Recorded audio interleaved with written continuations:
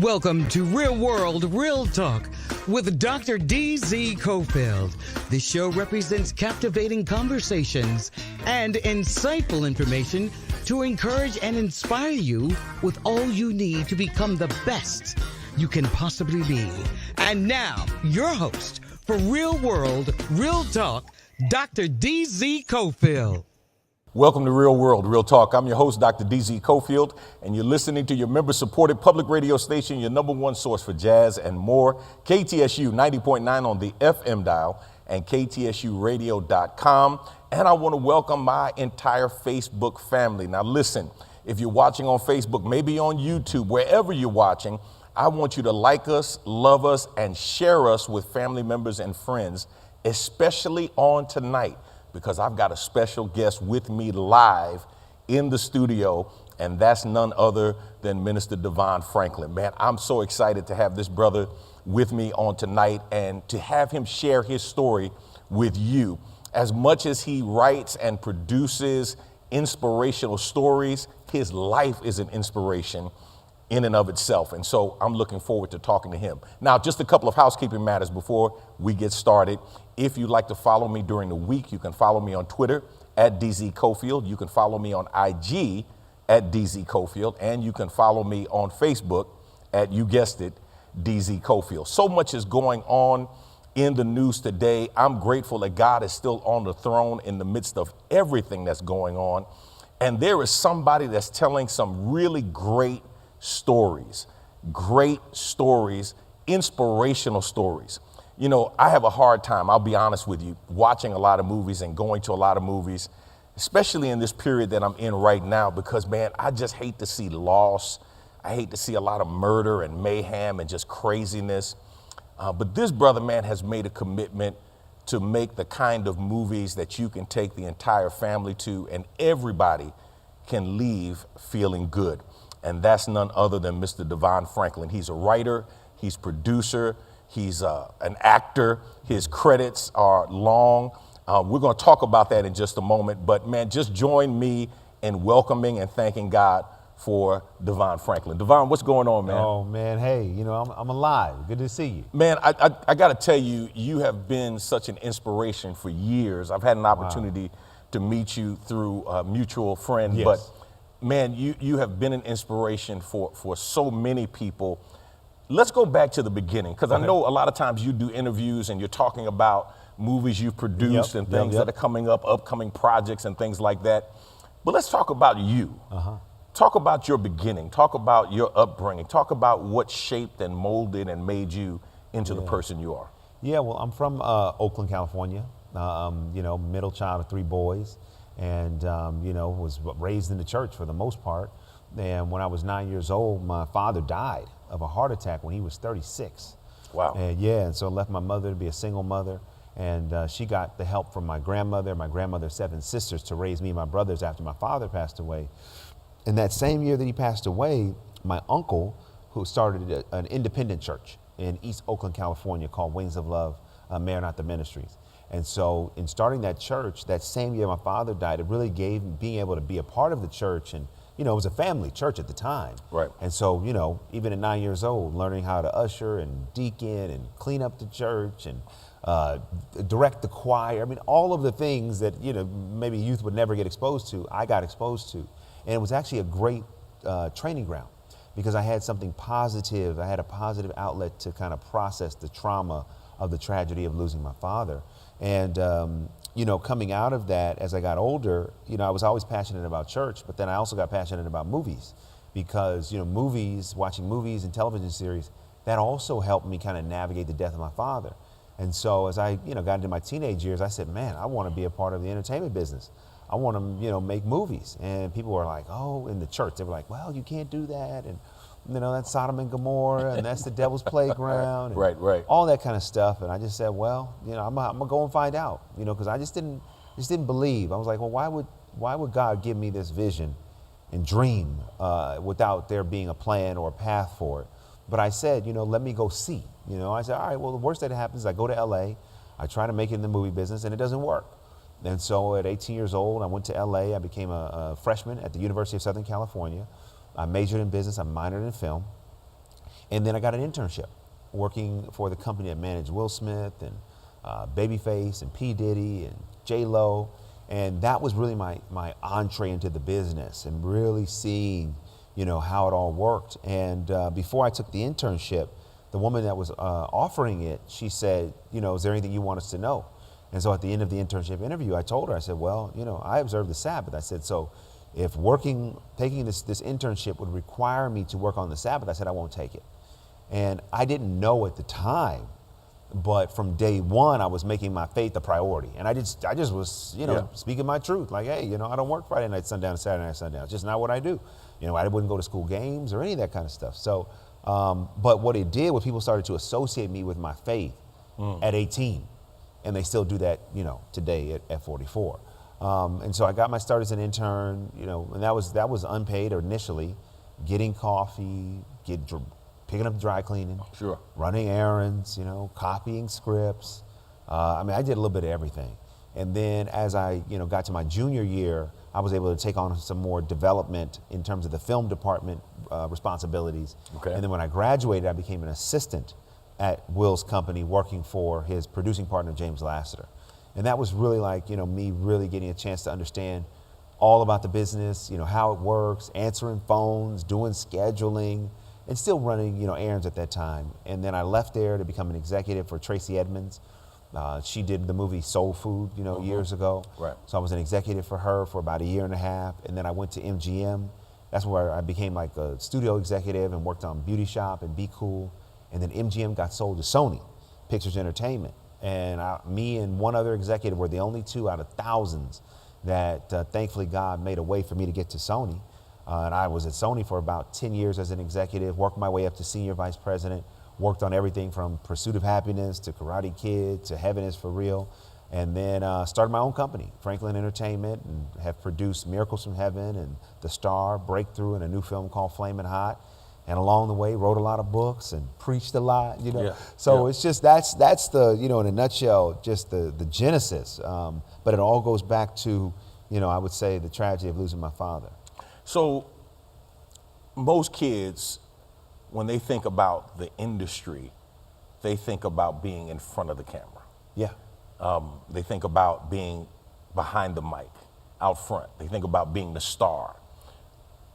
You were thinking about producing movies like back then, like you didn't go to Hollywood saying, you're a good looking guy, man. You didn't go and say, hey man, I'm gonna be the next Denzel, I'm gonna be the next Will. Like you actually thought about what it took to produce that kind of content? Yeah, I did. I was interested in entertainment because I started acting in school plays in middle school. Gotcha. And then in high school. But I never really was like, oh, I want to become an actor. I just love entertainment. I just loved, being a part of it. So I was always curious. I'll never forget, there was years ago when I was growing up, there was this headline talking about Bill Cosby and how NBC, I don't know, may have paid him $100 million or something like that. And I was like, wow, so if they paid him that much, how much are they taking? So if they're paying him that means they can afford it because that's how much the show is worth and that's how much he's worth. Sure. And I was just curious, like, okay, well, who's paying Bill Cosby? And then whenever we would go to the movies, I would always look at the movie posters. Okay, who's producing this? Who's writing it? I've always been very curious about how things have been made. So it wasn't that I wasn't interested in what was going on in front of the camera, but I think I was more curious about what was going on behind the camera. Yeah, that's amazing. If you're just tuning in, you're listening to Real World, Real Talk. I'm Dr. DZ Cofield. I'm your host, and we're talking to DeVon Franklin on tonight. And man, really excited to hear his story and what God is doing in his life. So you moved through Hollywood. As I said, man, you're a handsome guy, had to be listed as one of the most eligible bachelors in Hollywood. But you're this man of faith. Yeah. You're clearly a person who's committed as a Christ follower. Talk about that walk in Hollywood, being a follower of Jesus, and how that navigated you through situations and circumstances, because there are people who talk it who don't necessarily walk it. Sure. And I'm not here casting judgment on anybody, just factually, right? Yeah. And there are people who don't necessarily talk it as much as they walk it, but you were a person, you put your faith out there, and it was almost like this accountability that you were expecting other people to recognize that you're saying, hey, this is who I am. I'm not trying to hide this. How did that impact your walk in Hollywood? You know, I mean, I think it has impacted it quite a bit, actually. You know, again, going back to that internship interview, it was never like an agenda of mine. Like, oh, I'm going to tell people about my faith. That wasn't it at all. I just was honest about who I was, what I was doing. And Gotcha. so, you know, as I started to share that, and then what happened was, I started preaching when I was 15 years old. And, you know, I mean, I didn't know anything. You know, I grew up in the church, and my uncle was like, okay, you're going to preach. So I did, and it went well. And people were like, oh, you really should preach. And so I started preaching more when I was in high school. But I didn't think anything of it. So I get to, you know, college, and, you know, I preach at a local church in LA there while I'm going to school and stuff. And so cut to, I become an assistant. And people said, and my uncle, the year I became an assistant, my uncle called me and said, I'm getting older. I want you to come up once a month to preach for me. And I was like, oh man, I don't want to do that. But I said, okay, you know, he had been so inspirational in my life. I said, I'll do it. Sure. So I started going up once a month. And then this is while I was an assistant in Will Smith's company. And people started asking me, well, what did you do during the weekend? I was like, oh, I went to the Bay Area. Oh, well, how was it? I was like, oh, I went to church. Well, what was going on in church? I said, well, I preached. They said, you preach? I said, yeah. They were like, really? I said, yeah. And they were like, oh, wow, you know. And so people started coming to me for prayer. We actually started doing Bible study during the lunch hour. Wow. Yeah, so it just started to grow. And then as I took on different jobs and positions, like when I was working for Tracy Edmonds, there was a time when we were doing a show in Baton Rouge. And the crew needed to go out and film on Friday, and they needed me to go. And I was really conflicted, on Friday night, excuse me. I was very conflicted, like, I don't want to work on the Sabbath. What should I do? And then I called my pastor at the time, and I said, hey, what do you think I should do? And he's like, you got to do how God leads you to do, you know? So I was like, well, if I were to upset God over this and please the production, I don't know that would sit well with me. But if I were to please God and upset the production, I could actually live with that. So I went to them and said, listen, I can't go out with you tonight. They said, why? I said, because I observe the Sabbath. I don't work on the Sabbath, so I can't do it. And they said, okay. And they said, would you pray for us before we go? I said, okay. So we got in a prayer circle. I prayed. They went out, and the next day went to church. One of the crew members went to church with me. This has been the story. It's just been organic, you know? Wow. I mean, even going to Sony, the first movie I worked on was Pursuit of Happiness. Now, when I saw I worked on it, went to set, did the whole thing, but I didn't know how emotional it was going to be or impactful until I saw the final cut. Me and the other executives, we watched the movie. We were emotional. It was a powerful film, but I saw a powerful message of faith, and I saw how the church really played an instrumental role in helping Will Smith's character. He was playing the role of Chris Gardner. Yeah. Get to where he was going to go. So I said, you know what? I think we got to do a marketing campaign for the churches for this film. So at the time, you know, I didn't know any better, but I put together like a 45-page document to say, here's how we take this message of faith in pursuit of happiness to the faith-based community. You know, I pitched it to Will, pitched it to the chairman of Sony, pitched it to, you know, some of the marketing folks, and they said, yes, let's do it. And so I took Will on the road, you know, introduced him to Bishop T.D. Jakes, took him to MegaFest at the time. You know, it was a big thing. Pursuit of Happiness comes out and makes $160 million domestic, almost the same amount of money as that James Bond film domestically that year. And people said, okay, wait, not only is DeVon's faith good for him, it's good for business. So, you know, that began. He said, it's one thing if it's good for him, but it's good for business. It's good for business, yeah, you know. Gotcha. So let's just let him be who he is and give him the room to go do what he needs to do. And ultimately, that's just what's happened. So, you know, I would say maybe some of the more difficult parts have just not been the industry. The more difficult parts have just been like, okay, me navigating moments like I was saying with the production, like, okay, this is my belief. Am I going to compromise this belief? Am I not? You know, I never have been a huge partier at all. So, you know, being offered to go party or hang or do those type of things, you know, I would go to premiere parties, but like just hanging out, that just wasn't my thing. So, got you. You know, my faith has always been a part of me because I just have never shied away from it. Yeah. So let's circle back to some of those people who talked about Sodom and Gomorrah and it being the devil's playground. How have you helped them understand this unique ministry opportunity that God has given you? Well, you know, sometimes people don't believe until they see. Yeah. Right? So it's like, okay, so they see the success that I've had in this business and entertainment for, you know, I mean, I started when I was 18, I'm 44 now, so going on 26 years. And they say, wow, we didn't think God could do it. But then I go back to the word. I'm like, okay, well, think about Joseph. You know, it's like, oh man, if you would have seen a certain part of his story, you would have been like, oh, once he was in the pit, that's it. But it wasn't.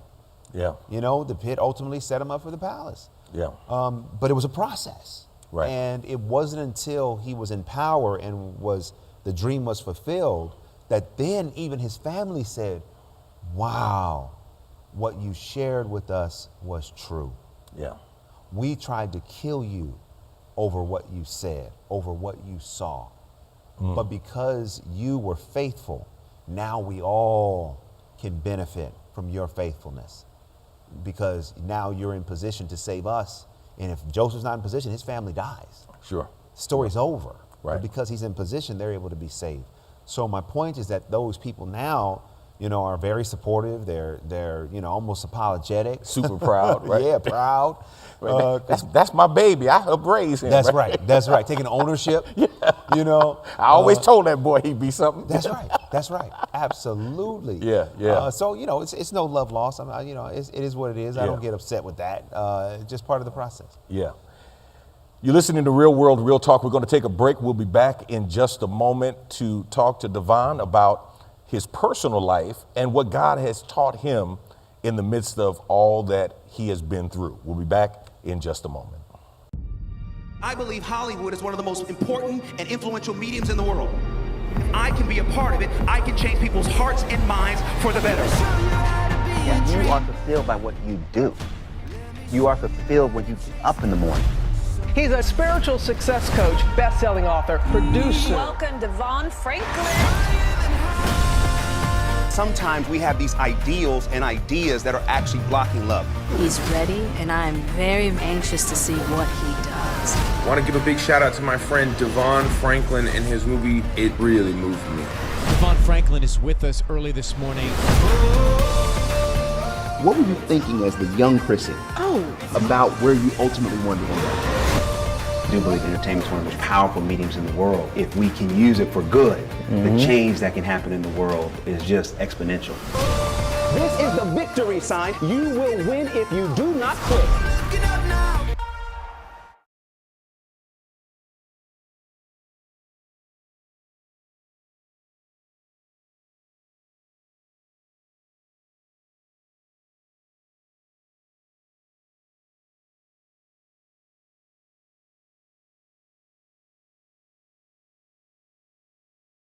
Download our new I Am Hope mobile app in order to get or stay connected to our Good Hope family. To download the new app, you can visit our website at goodhope.org and click on the banner, or you can text Good Hope MBC app to 77977, or you can scan the QR code on the posters in the lobby or Center for Hope, or you can also search Good Hope MBC or I Am Hope in your Apple or Google Play Store. Let's continue to take hope to the world. Welcome back to Real World, Real Talk. I'm your host, Dr. DZ Cofield, Senior Pastor at the Good Hope Missionary Baptist Church, and I want to welcome you to your community station, KTSU 90.9 on the FM dial and KTSUradio.com. Don't forget, membership is 24/7, 365 days a year. You don't have to wait for a fall or spring membership campaign to become a member of the Choice family. You can text the word member to 713-313-4354 or go online to KTSUradio.com and click the join button, and you can become a member of KTSU and become part of the KTSU family, not just as a listener, but as a supporter. DeVon Franklin, so a lot of people, because you work behind the scenes, didn't know you by name out in society, right? But all of a sudden, this dude is married to Megan Good, who's a star in front of the camera, right? And man, brothers like we do, sisters like they do, be like, what? Man, oh, bro, let me give you some dap. You married to Megan, or girl, that's your man, woo, right? And you all appear to be like the up and coming power couple in Hollywood, behind the scenes, in front of the camera, making it happen, production, writer. And then we hear that there's trouble in paradise. We hear that there's a divorce coming. And I know I've been there. So I'm asking you in part for my own consolation, right? Because sometimes you feel like, man, you're going through this thing all alone. Man, just tell me how you made it through that time, because you are in the public, but you seem to be a more private person. And yet your whole life is out there now. And everybody's like, hey man, what's going on? You know, and TMZ and everybody else wants a microphone in your mouth. Man, how did you navigate that? How did you walk through that to the place of victory where you are right now? Man, truthfully, honestly, openly, transparently. I mean, there was just, there's just no rule book on how to do it. So for me, it was just learning to be okay with how I was feeling. That was where it started. It was like, okay, today is a tough day. I can't believe this. I'm really, really hurting. Okay, that's okay. There's nothing wrong with that. Like, being okay with how I was feeling was critical, and being easy on myself and say, all right, things happen to everybody.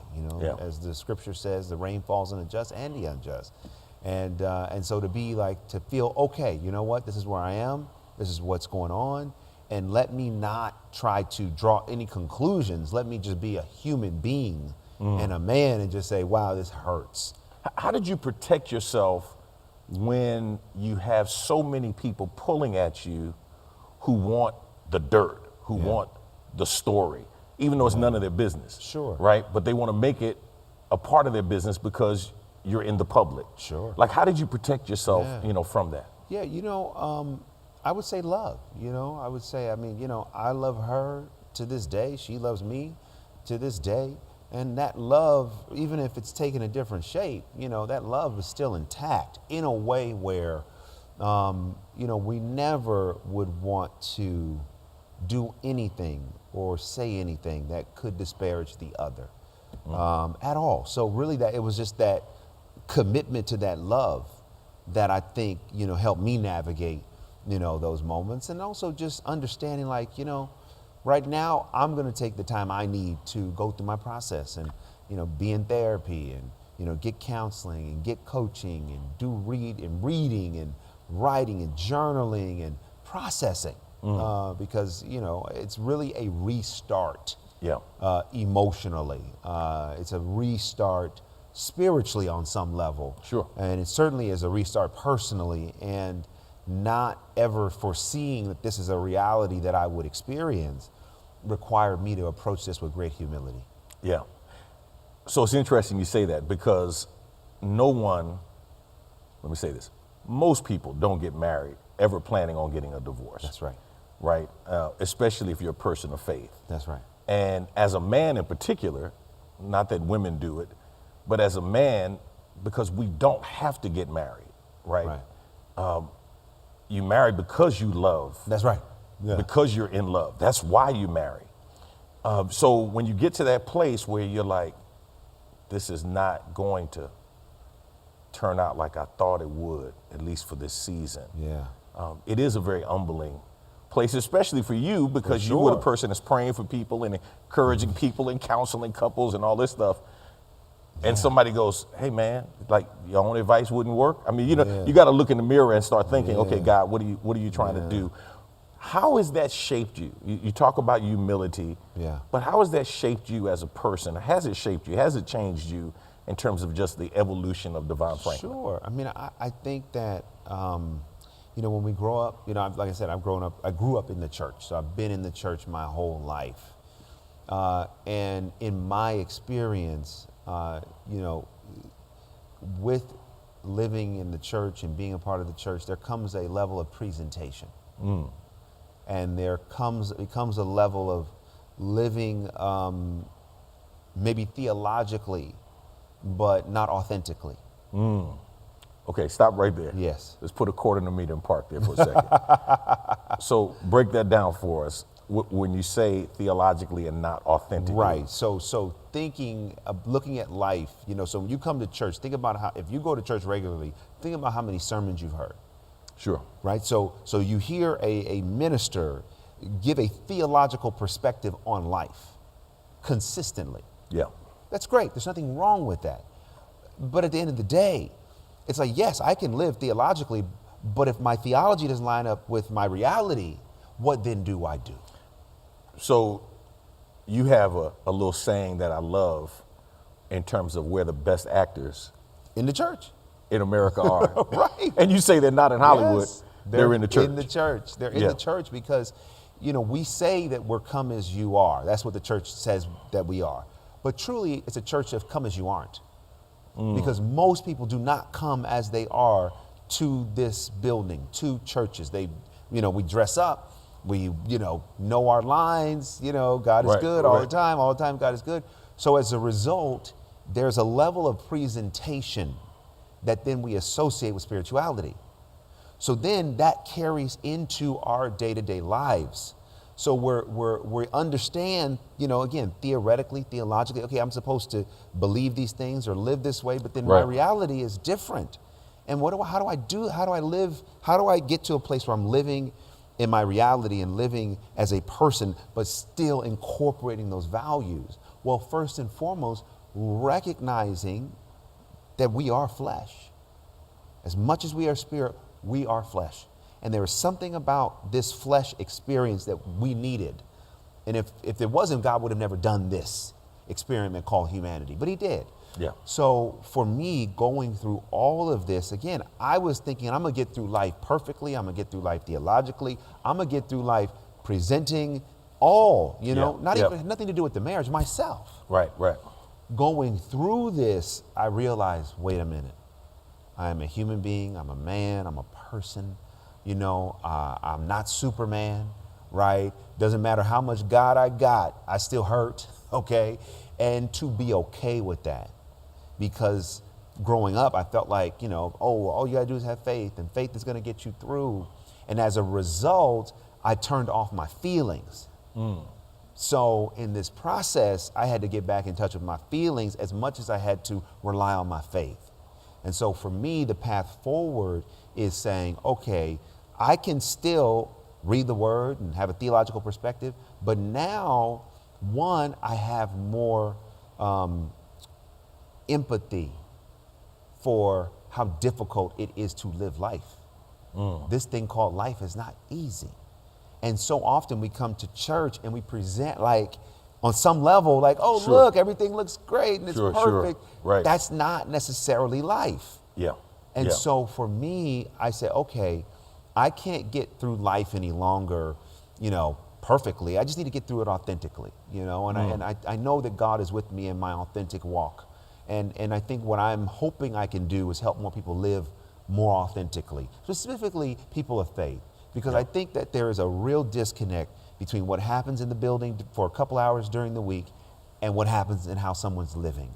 And I think I want to say, hey, we can still live a life of God and live a life of Christ, and we can do that in a real honest way, in a transparent way. But it starts with recognizing that we are all flesh and spirit, and that there are going to be challenges that we're going to face. There are going to be thoughts we're going to have. There will be things that we're going to go through, and none of those things separate us from God, make us less children of God, distance us from his love. And none of those things make us bad people. Right. They just make us human. Yeah. And this is the humanity that God sent Jesus on the cross to die for. So I'm going to tell you this, when you were going through your period of breakup and divorce, I found myself praying for you. I appreciate that. Thank you. And I never prayed for anybody that was going through a public issue like that. It just never even crossed my mind. Sure. But I felt that need and I felt that burden in part because of how you went through it. You know, because I listened and I'm like, okay, this is not normal. Like, they're not trying to eviscerate or castigate each other in the media. You know, this dude is not doing interviews. He's not trying to tear it down. And I'm like, okay, there's something different about this. You know, so even in the difficult situation that I know you were in, as much as you could, it seemed like you went through with it honoring God. Like you were like, no, I'm not going low. Like we're gonna stay where we need to stay. Absolutely. And I appreciate it. How has that helped your preaching? Well, and I think maybe I guess I'm asking that in terms of when you talk about your shift from the theological to the authentic. Yeah. You know, I've had an opportunity to hear you preach several times, and was really impressed. I mean, was really moved by just that authenticity, and in a town that is known for its facades. Sure. And is known, you know, for image and style beyond substance. Right. It was like, whoa, okay, this dude's coming for real. Like, he ain't playing. Right. You know? Yes. How has not just this life experience, but just life experience period, as you're still evolving, how is it affecting and shifting, if it is any, your preaching and your ministry? You know, I think quite a bit in this way. It's man, you know, it's like, you know, once you learn how to preach, you can deliver a sermon that sounds great. It's like you can study that word, you can exegete that text, you can come up with a dynamic title, and the sounds good. But you can still deliver a message that sounds good from a vessel that isn't good. And not good because it's a bad thing or a bad person, but like for me, the way I think preaching before all of this and before, just was more of like, again, I'm preaching what sounds good, and it's all true and it's all authentic on some level, but because I wasn't living life and I wasn't allowing myself to be human, God sent Jesus to be a human, to have this human experience, because there's something about understanding our humanity that draws us closer to one another, gives us more empathy for each other, gives us more love for one another, because we recognize, man, this flesh is rough. But for me, before preaching, I was preaching more of like, I wasn't too worried about the flesh. Like, oh, it doesn't worry, you're good. Like, you can pray on it, you can move forward. Here's how you use faith. Whereas now, I think I'm preaching more personally, like, and having more empathy. Like, life is hard. Everybody goes through different seasons. And so my preaching now, I think, is not as it more just transparent, but it doesn't just sound good, but it's coming from a life that is probably more good than it has been. Yeah. Because I'm allowing myself the opportunity to feel and to experience what life has to offer. Yeah. A.W. Tozer, the great Christian author, said, God uses no one greatly until they've been hurt deeply. Ooh, that's a fact. And there's a sense that the pains in life are what help shape the authenticity of our preaching. And I think you're absolutely right.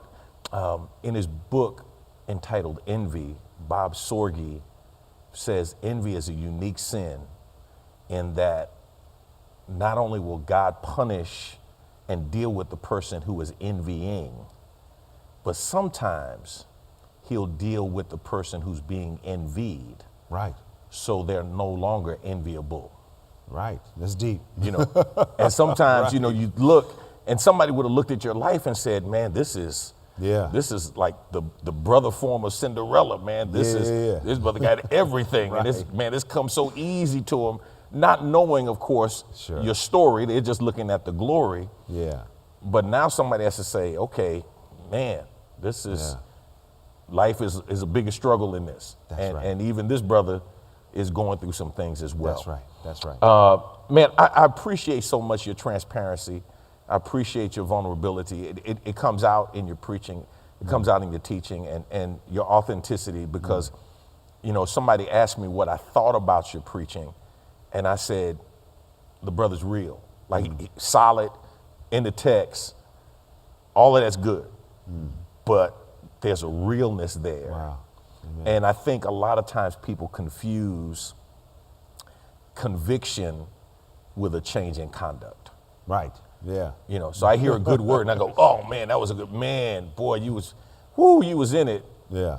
But then they walk out and there's no change. Yes. Right. And so, you know, when you see and hear, at least for me, being a preaching teacher. Yes. And a seminary professor, you know, I know the craft. Yes.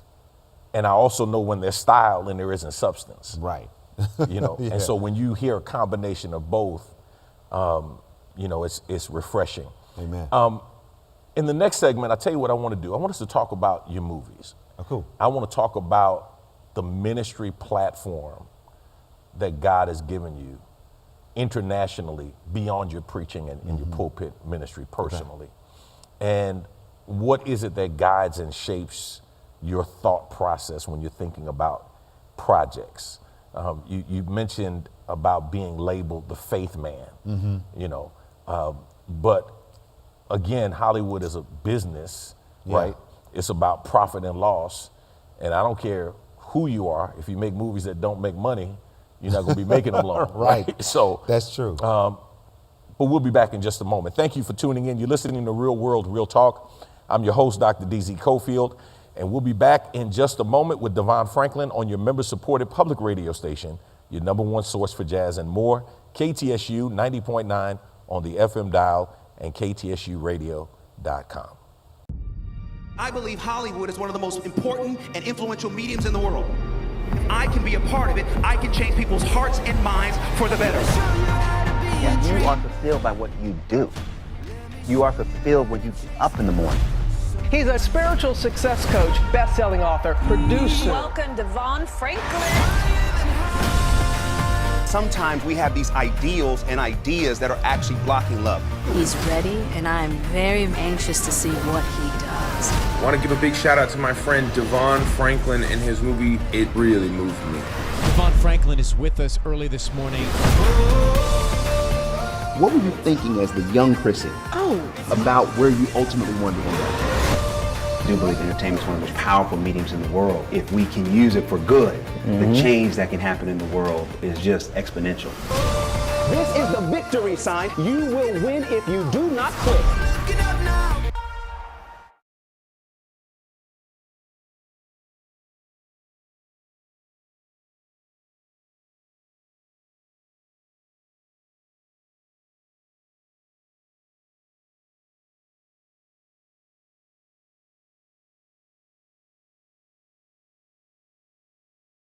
Download our new I Am Hope mobile app in order to get or stay connected to our Good Hope family.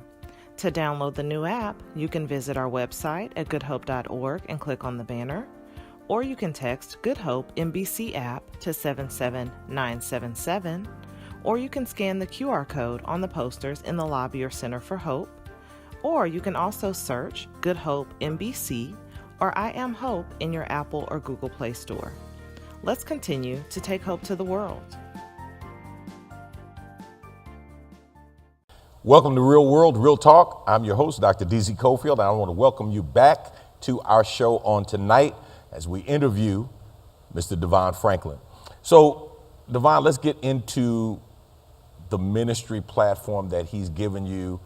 And let's go back through some of the movies, because when you talked about The Pursuit of Happiness, like I saw it, cried in it, you know, did all of that stuff right. I didn't know you had your hands on that movie. And as I started looking down the list of credits, it's like, oh my God, like there's a bunch of movies I really, really like, man, that this dude has something to do with. So let's talk about that journey, and then I want to talk about the movies that you are working on currently that you are releasing now. Sure. Including Jesus Revolution and Flaming Hot. Yeah. So let's talk about just your journey.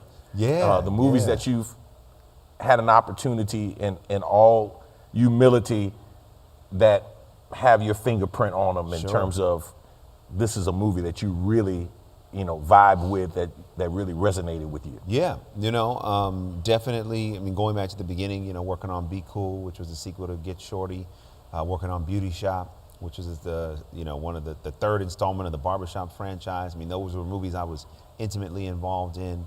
And then going to Pursuit of Happiness and 7 Pounds, Hancock, The Karate Kid. He's naming all of the movies I love, right? I look for on Netflix, be like, oh yeah, every time. And my wife will say, you've watched that movie, I don't know how many times. I said, I know. And I'm going to watch it again. Because it's so good. Right. Exactly. Not Easily Broken, which was Bishop Jake's second feature film, but first feature film for Sony. Jumping the Broom, Sparkle, Heaven is for Real. And then when I started doing my own movies, Miracles from Heaven, Breakthrough, The Star. And for me, the through line, so when I was an executive, some of those movies I was assigned to work on, and there were a lot more, but those are the ones I can tell you that I directly had a hand in and it really helped, I believe, shape those films and was an integral part of those films' successes. But one of the things that was interesting was even with the assignment of certain projects, as I started to just be authentic in terms of being honest about my faith, and then the Pursuit of Happiness success happened, people really wanted me to work on projects that I really felt passionate about because they could see the impact of what would happen with my passion. And so even on a film like the remake of Annie that I worked on, it was one of the last films I did before I left Sony, they're sending me out as an executive to market the film. I'm doing press, I'm doing interviews, doing, talk shows in New York, because God has just opened up this opportunity and entertainment for me to do what I'm doing, not for myself exclusively, but to also, use entertainment as a way to bring hope and inspiration and help to those who need it the most. And so coming into producing, I did those films, and then most recently did a film called Flamin' Hot, which is the story of Richard Montañez, who's the driving force behind Flamin' Hot Cheetos. And Richard, started as a janitor working for Frito-Lay, came up with this idea, what would happen if you put chili powder on a Cheeto, Dorito, Frito, and then he also said, listen, I think the company is not addressing my community. And if the company goes after my community, the company's gonna win. And so they gave him the opportunity to take, this Flamin' Hot product, market it to his community, and it took off like a wildfire. And Flamin' Hot goes from being a very niche product to becoming a $1 billion brand. And Richard goes from being the janitor to becoming one of the top executives in the company. And so I get a chance to tell his life story. It's amazing. It's a fun film. It's like Pursuit of Happiness, but it has a little more humor. Eva Longoria directed it, did a brilliant job. And that movie comes out on Hulu on June 9th. And while all that was happening, last year I got approached to act in a film, my acting debut, in a film called Jesus Revolution, which is in theaters on February 24th. Now on the producing side, I didn't have anything to do with this. My buddies who produced the film, they have a deal with Lionsgate. They run the Kingdom Story Company. They had done a number of films, like I Can Only Imagine, which was a very successful faith-based movie, along with American Underdog and Woodlawn and I Still Believe.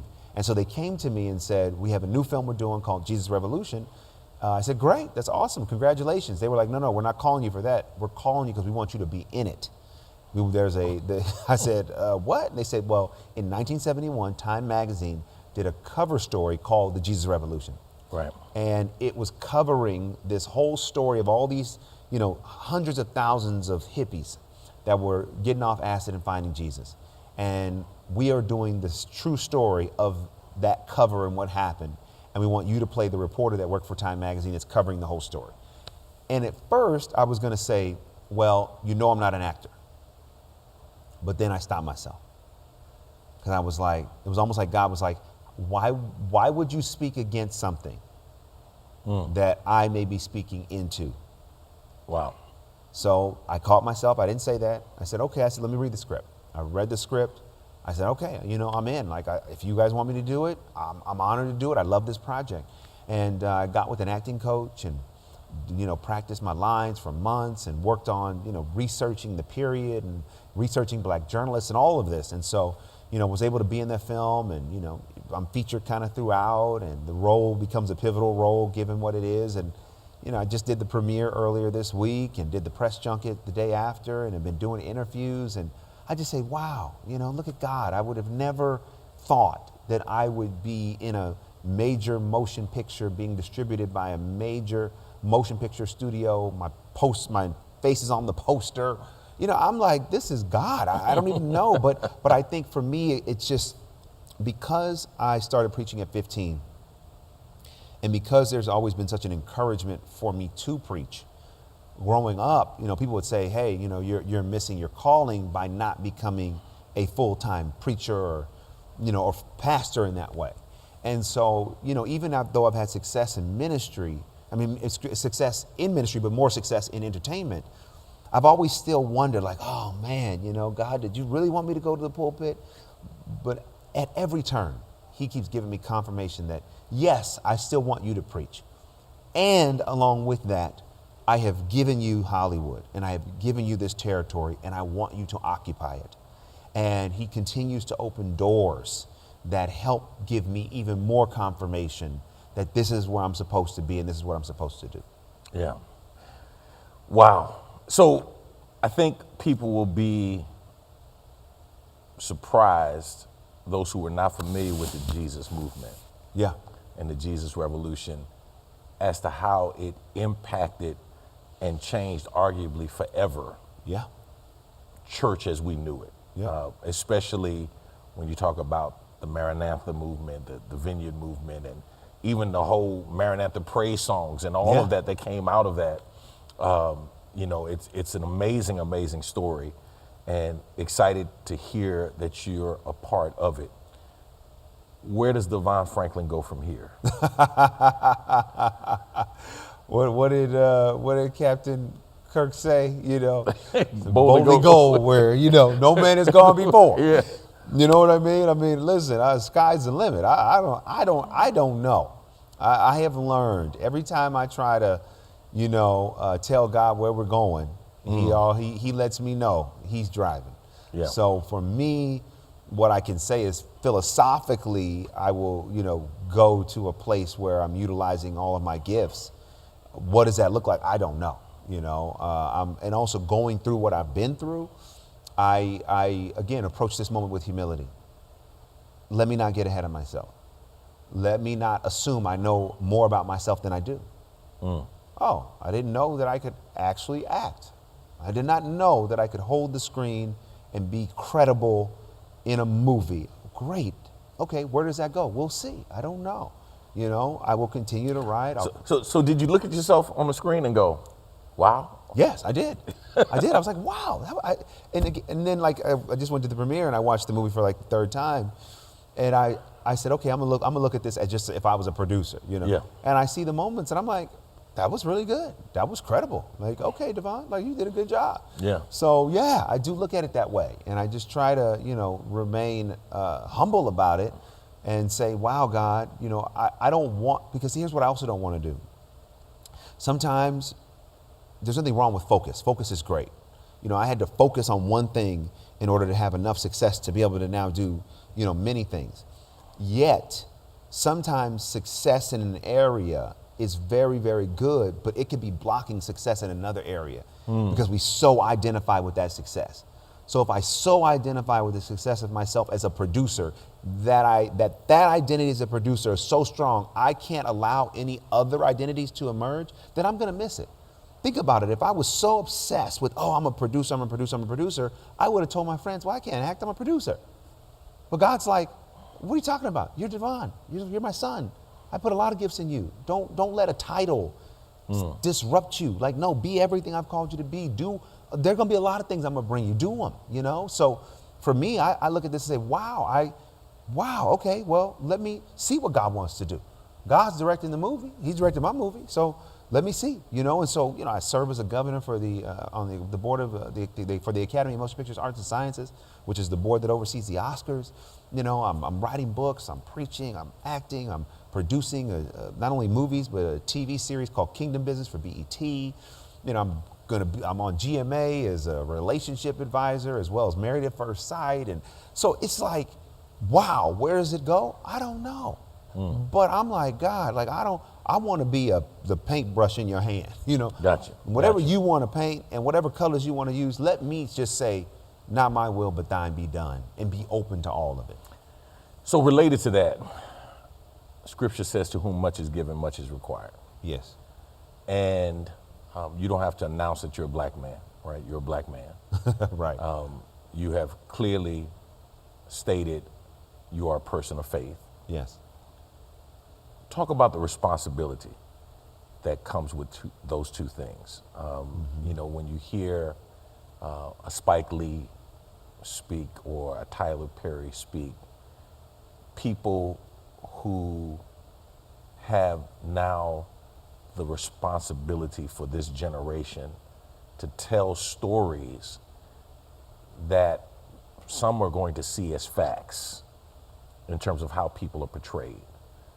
You're one of those people now. You are the custodian of the history and legacy of people, like Flaming Hot Cheetos, like, Jesus, revolution. Talk about how you hold that responsibility and how you walk in that as a black man and as a person of faith. Sure. As a black man, as I mentioned, I serve on the board of governors for the Academy, and this is my 4th year serving. And in my 2nd year, I was instrumental in kind of crafting this legislation for the Academy that next year, for the first time, in order to get Best Picture consideration, there are certain diversity requirements you have to meet. And this is the first time in the 95-year history of the Academy that there's ever been any sort of requirement requiring people to think about diversity in front of the camera, behind the camera. And I feel, honored that I was a part of getting that done. And, that for me as a black man is saying, hey, Hollywood should be for everybody.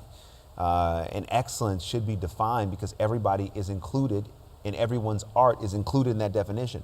But too often it's been an exclusive thing. Sure. And a lot of the art that we create and direct is not always acknowledged in a way that it should be.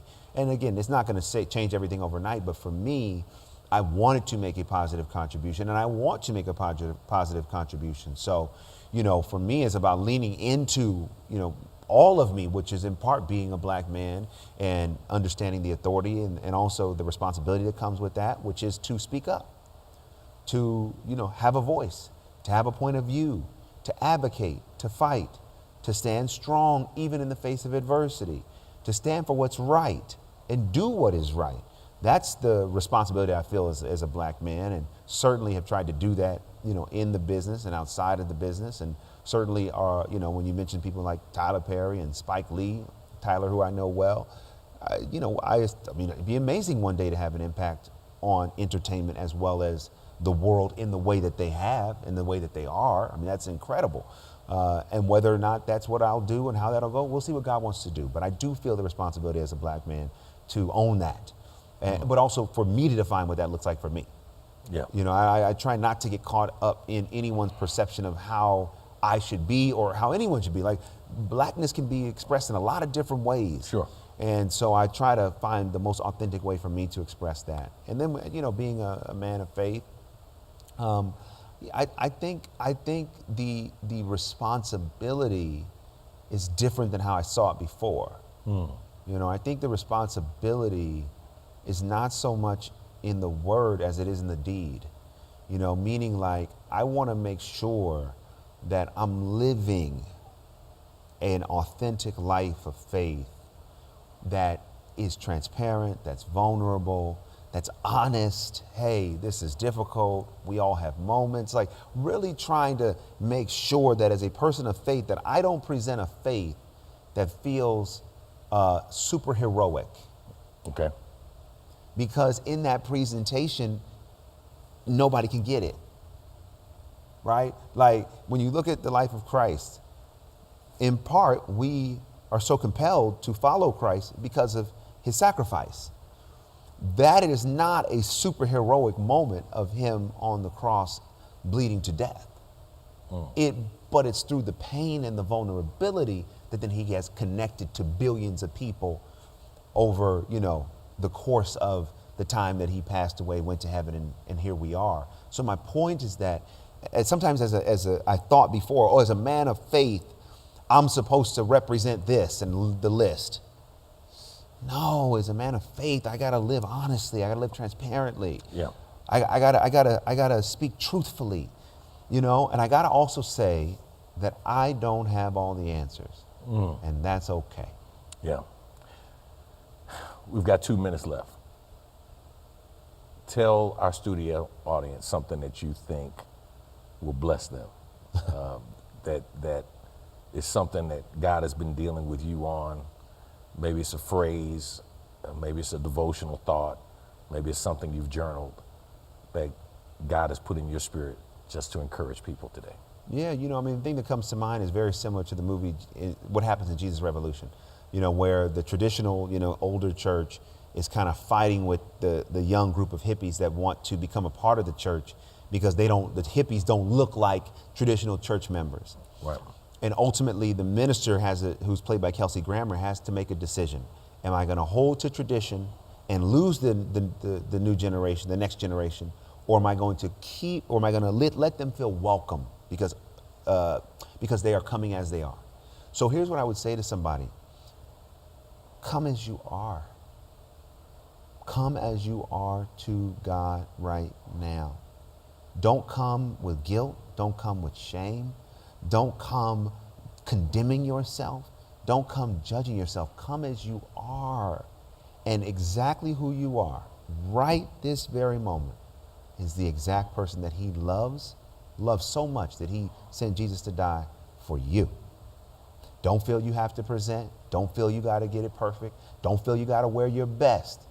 Just come as you are right now. Because when you do that, you will experience that love of Christ that accepts you. Doesn't try to, the love of Christ doesn't say, oh, fix this first and then. No. Right.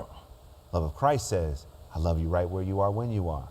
And so often we don't always live the life available to us because we don't come to him as we are. Because we buy into the idea, I gotta be perfect, and I gotta do this, and I gotta look this way, I gotta say this, and yesterday I did this, and yesterday I did that, and he's never gonna love me, and that's not God. We all sin. Repent, let people, hey, say, God, I repent for what I did. And God says, great, I love you just as you are. That's what I would say. Come as you are right now, and do not delay. Yeah. Thank you, brother, appreciate you. Yeah, you got it. The late Vernon John said, if you see a good fight, get in it. I always add, if you don't see a good fight, start one. And the fight for your spiritual sanity, the fight for you being centered, the fight for you understanding what it means to live life from the inside out, anchored in him, instead of from the outside in, is a valuable lesson for all of us to learn. Remember, when you live for the approval of other people, you will die from their rejection. So I want to encourage somebody today to find solace in your place of faith, in your person of faith. Find solace in God's love for you. I'm Dr. DZ Cofield. You've been listening to Real World, Real Talk on your member-supported public radio station, your #1 source for jazz and more. KTSU 90.9 on the FM dial and KTSUradio.com. Stay tuned for Truth with V. Michael McKay, Asia, David. They're going to be on right after this. All right? Take care. God bless is my prayer. Thanks for listening to this episode of Real World, Real Talk. Be sure to subscribe to this podcast to be notified of new episodes every week. Follow us via social media using the @RWRTDZ username on all platforms: YouTube, Facebook, Instagram, and Twitter. To submit any comments, questions, sponsor opportunities, or future show suggestions, visit us online at rwrtdz.com. or via email at info@rwrtdz.com. Thank you for listening, and we hope you've been inspired to be the change you want to see in the world today. Until next time, be real, keep it real, and stay real.